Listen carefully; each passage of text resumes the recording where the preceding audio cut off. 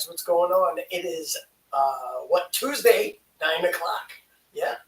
And Ron is MIA. Ron had some stuff going on today, work related, as did I actually. He was hoping to be able to be back in time to do the show. He was not. I was out of state and had to shoot back to do the show. I made it with a few minutes to spare, got to say goodnight to my daughter, turn on the Red Sox game, and I am going to be doing the show tonight with you guys. So, first off, I want to start tonight by asking a question, and I would like you guys to respond. What is your favorite theme park restaurant? It can be at Disney, it can be at Universal, it can be anywhere in the country. But when you dine out at a theme park, what is your favorite place to go? And I want to talk a little bit about the food options tonight. I also want to touch on the debut of Genie Plus and that taking place. And real quick, I am also going to check on which internet signal I am on because one freezes up on us. And I just remembered that.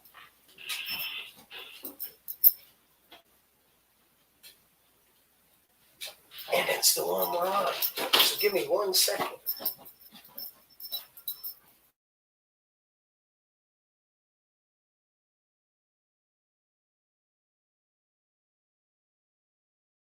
Pause. Okay, we should be back now. Frank, you like Crystal Palace. So again, those of you jumping on, what is your favorite restaurant to dine at? Frank, why do you like Crystal Palace? Is it the atmosphere? Is it the characters? Or is it the quality of food? What is it about Crystal Palace that makes that your go-to restaurant when you travel to Disney World? Boat rides. We've never, you know what's funny, Frank? We actually stayed at that resort. And here's a very sad confession I will make. Very rarely when we stay at a resort, at any resort for that matter, do we eat at that resort, which is kind of crazy when you think about it. We have stayed at the Polynesian, but the times we've eaten at the Polynesian are when we don't stay there. We've stayed at Wilderness Lodge, but we didn't eat there when we stayed there. So kind of unique how we have done our theme park dining over the years. But I was just curious, too, what are your favorites? Tina and I have a few favorites. We really enjoy Boma.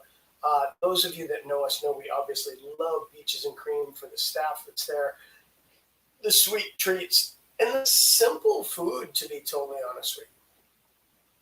The food there is very simplified. Given Disney standards, it's very low cost and very user-friendly. Boma has the best breakfast buffet of anywhere we like to go. I actually was talking to someone today about sit-down breakfast restaurants. And Trattoria Al Forno, what is it? It used to be, I forget what they called it, but it was the character breakfast with Ariel, Prince Eric, who else was there? Rapunzel and Flynn Rider. It's a buffet and they fill this fat guy. Frank, we love you. I gotta tell you, you're one of my favorite. Like you just, late dinner reservation. I never thought of doing that. Going to Crystal Palace to be able to watch the fireworks. We just did it for the first time to watch the fireworks at California Grill this past trip over Tegan's birthday. And I had never seen the fireworks from the top of the Contemporary. And I will tell you, one of the most amazing things I found with the view is how far away the fireworks are from the castle when they're launching. You really don't realize it while you're watching the show. But when you're down in the hub or down on Main Street, But when you see it from above at that angle from where you are at Contemporary, it's crazy. It's amazing how far back those go. So we really enjoy the California Grill, Boma, Beaches and Cream. Olivia's at Old Key West is kind of a hidden gem, similar to Trails End at the Fort Wilderness. Those are a couple of our favorites. Before COVID shut down character dining experiences, we really enjoyed Artist Point. Food always a little salty there, though. I gotta admit, it was a little salty. Let's see, where else was? But Frank, standing on the ground, even on the ground, like we've seen a lot of the fireworks shows from Seven Dwarfs Mine Train, which Seven Dwarfs Mine Train is a great ride to go on during the fireworks. It's surreal, so fun. But even from that area, you don't realize how far away they are even still. When you see them from where they're launching from up above, and you realize how far back it is, it's really pretty impressive. It was an amazing experience. I highly recommend everybody try to watch the fireworks from the California Grill at some point. And for the 50th, they did a retro menu selection with a fireworks dinner package that you can order things off the original menu from California Grill when they opened it. So super, super cool concept. That being said, today was the launch of Genie Plus. Now, obviously, I have no way to tell you how it worked because we don't have tickets. We won't be in the park anytime soon. And we won't be back at Disney for a while. But I followed it online today, followed a lot of Twitter feeds, read a lot of the reviews from various bloggers. It actually, on the overall, seemed to get a very positive response from most people. There were some knocks, there were some glitches. Some people had a really tough time today. I think there was probably a little bit of user error going on. Jack says hi, by the way. I think there was some user error that affected things, but it seemed as though the bulk of the people that I know personally that tried to experience it today said it was very similar to the former FastPass system. They were able to book as soon as they had engaged and scanned their current selection. They were able to book another one, or when the booking window ended, they were able to book another one. And the disappointment knock I saw was that the top tier rides at each park, the top 2 rides at each park, sell for financial editions in order for people to be able to ride them. And those rides sold out very quickly, the high demand rides. I know Mickey Minnie's ran out of availability, and I know Rise of the Resistance ran out of availability. I think a lot of the other rides still had some availability throughout the day, but I saw one post where a woman said that Flight of Passage had like, 70-minute wait or 90-minute wait, and they waited 12 minutes with their Lightning Lane Genie Plus add-on with the purchase of the individual ride. So it seems as though it's going to be a good thing if you're willing to pay. And something I want to remind people once again, and this is really important, and I'm going to say this. There's a lot of critique that Disney is squeezing every dollar out of people. And as I said before, Disney is getting expensive, no doubt. I mean, I'm financially, we can't swing it right now. We're still trying to secure my own personal business resuming. both the travel business, where if you need to book a trip, hit me up. I'll help you out. No cost to you. My little shameful plug. But in real talk, finances are getting tough for people, a lot of people. And Disney, their cost is growing faster than wage increases. When, inflation is hitting these places with a quickness. And with the shortages with workers, having to pay them more, the shortages with supplies, the shortages across the board, it is deducting from the customer and guest experience. And I do understand why people have some complaints. That being said, Lightning Lane, Genie Plus, they waited years before they started charging like Universal had been doing for ages. And while everyone wants to critique Disney for it, no one kind of remembers to say thank you for waiting so long. Disney didn't have to do that. They could have been charging for the last 5 years. And, like Thanos said, I'm inevitable. Paying for additional experiences at Disney was going to be inevitable.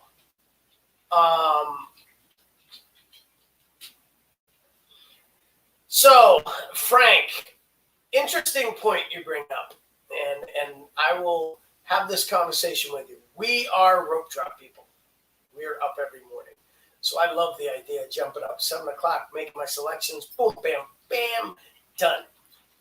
But what I don't like about the current climate of the parks is I can't wake up and say, hey, it's kind of cloudy today. I think I want to go to Animal Kingdom because I know the animals will be more active without the sun out. I know, you can't make that last minute decision anymore because of the park reservation system. Now, if there's availability, of course you have that option of switching your park reservations, which 100% you can do. But I don't love that new system. As far as the Lightning Lane and Genie Plus, if you were an on-property stay, you can make selections, I think it's 7 a.m. or an hour prior to park open or however it works. I'll have to research that a little more to see how it's actually implemented. But I believe resort guests can do their selections at 7 a.m. Off-property guests have to wait for park open. Now, with 23 resorts, maybe 24 now, with the new Swan Reserve, with over 20 resorts at Walt Disney World that qualify for on-property stays, that's a lot of people making reservations. So by the time off-property personnel and guests are making their choices, you may see return times well into the afternoon. So instead of getting that early morning return time for Big Thunder Mountain, if you're going to Magic Kingdom, you might get 3 p.m. You might get 4 p.m. for your fast passes. And now, because of the new system, you can't park hop until 2. So you might have wanted to knock out your many passes as you could with the Lightning Lane at Magic Kingdom before 2, so you could go to Epcot or Hollywood Studios or Animal Kingdom and park hop. And I see that being a hiccup at times. And again, here's the thing with Disney. And one of the things that Walt, always stated, Disney will never stop changing. The evolution of growth will never stop.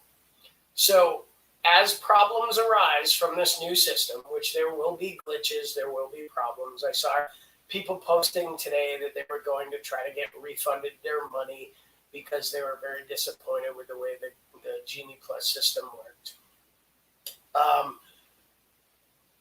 I think they'll make improvements. I think you will see some changes that where they got it wrong and and consumers make them aware, I think they will work hard to try to make it right. Disney is very good with that, and I look forward to that. Going to the parks at night, Frank, I am with you. We actually, I would love to help you plan a trip to Disneyland. As a matter of fact, Frank, if I can afford it, I'd go out at the same time as you because I love Disneyland. Tegan and I, that's our favorite park. It is just very, very expensive to stay there hotel-wise. If you rent a car, which we always do, the gas prices are insane. Over $5 a gallon right now in California. It's nuts. But there are plenty of ways to get to Disney without renting a car. Disneyland is incredible. Frank, have you been to Universal Studios in Florida? Where IOA, Universal Studios, and City Walk are all right there. Have you been there before? I'll let Frank answer. City Walk in Orlando for Universal Studios with Islands of Adventure. Okay, 20 years ago. Okay, all right. So the coolest thing about Disneyland is it's literally like walking from Magic Kingdom entrance to the ferry boat dock to get between the parks. The parks are directly across from each other. So California Adventure and Magic Kingdom are literally like 300 yards apart. You walk across a concrete area and then you go through the gate, which is incredible. If you stay at the Grand Californian, which is their equivalent of Wilderness Lodge, we stayed there. Beautiful rooms, beautiful resort, great character meals, awesome private entrance into California Adventure, which was very nice, staying at the Grand Californian. But overall decor was a little dreary for us. It was a little too dark, even a little darker than the Wilderness Lodge. So we thought it was a little on the dreary side.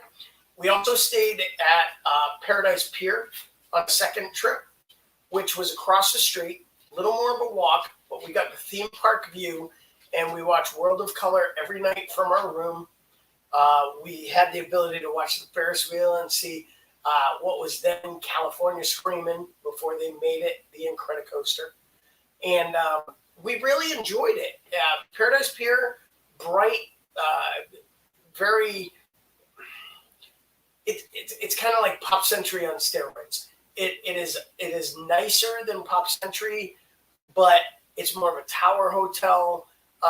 They bill it kind of as their mid-level, their moderate, but I still felt it was a bit value feel, but the room views were incredible.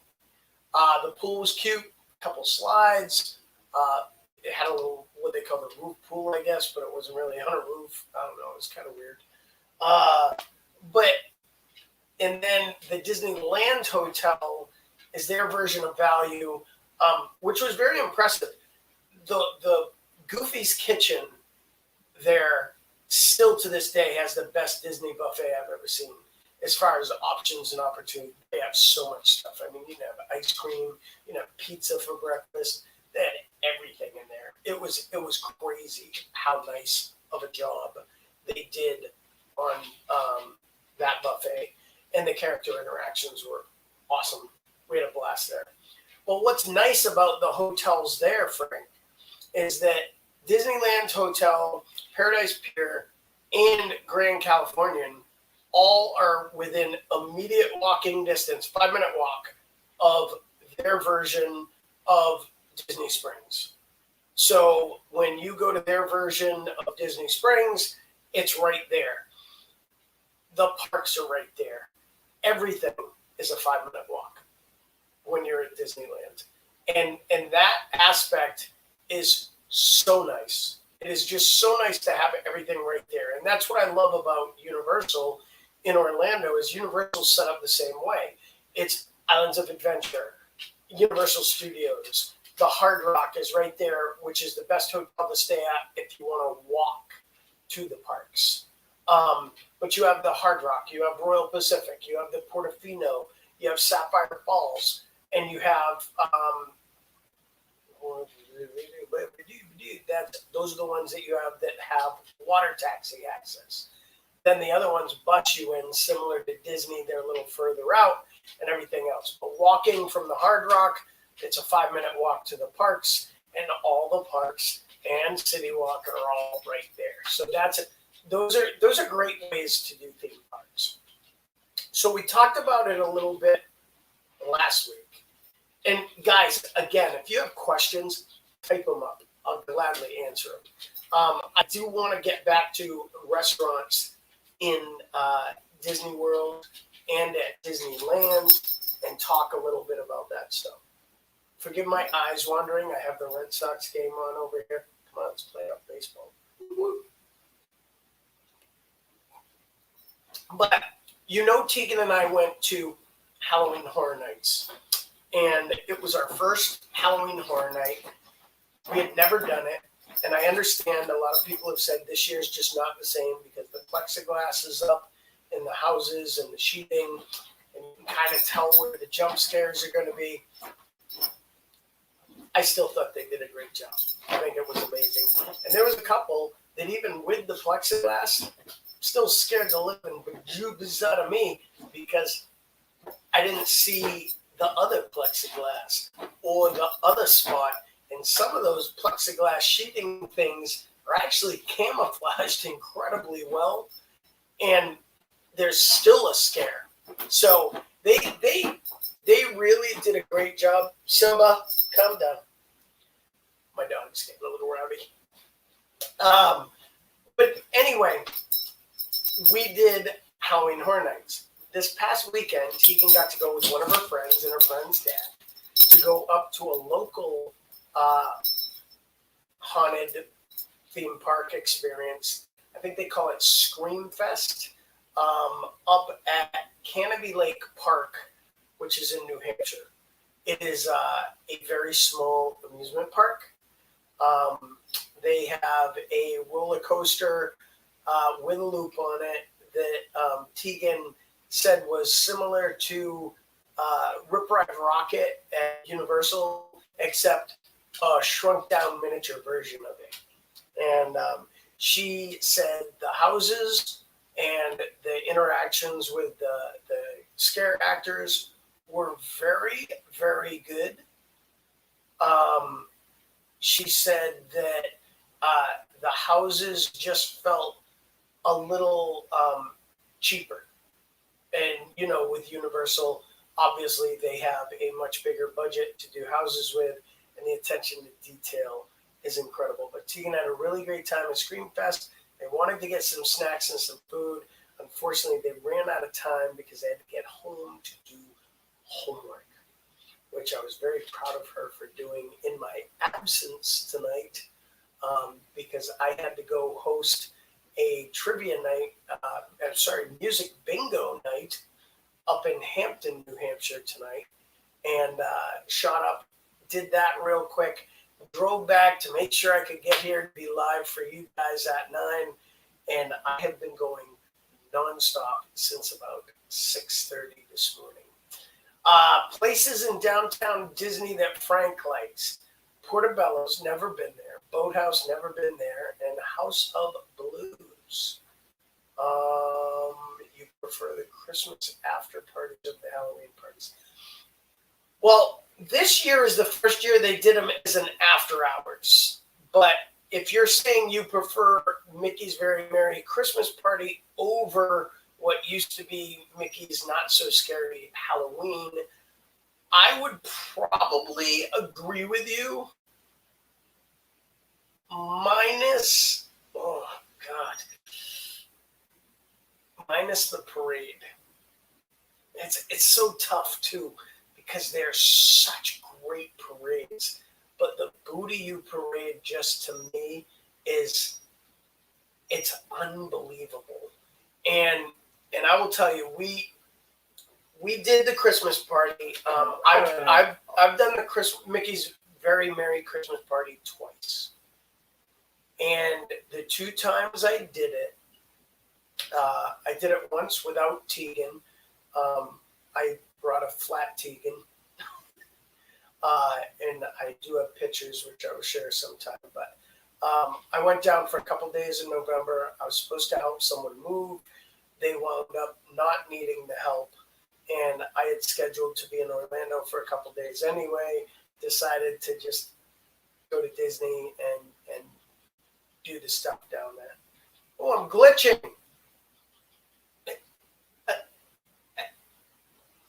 Am I back now? Am I back, Frank? Am I no more glitchy? Am I good now?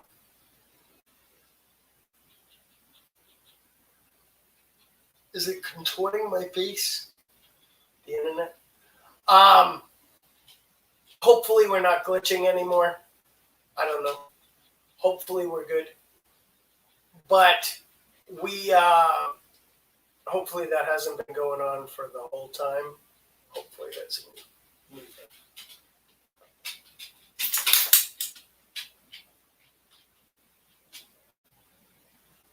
I think it's just me not knowing what I want to do yet. I don't know.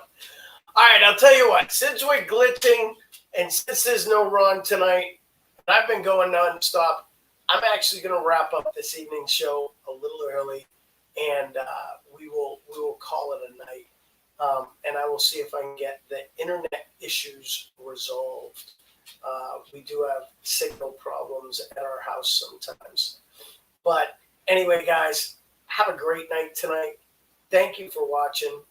Suggest topics. Give us what you want to talk about.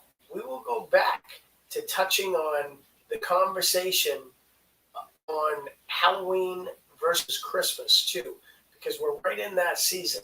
And we will talk about the differences in the parades, the parties, and everything else at Disney, and what Universal has for offerings that we have recently found out and learned about that we're excited to experience this year.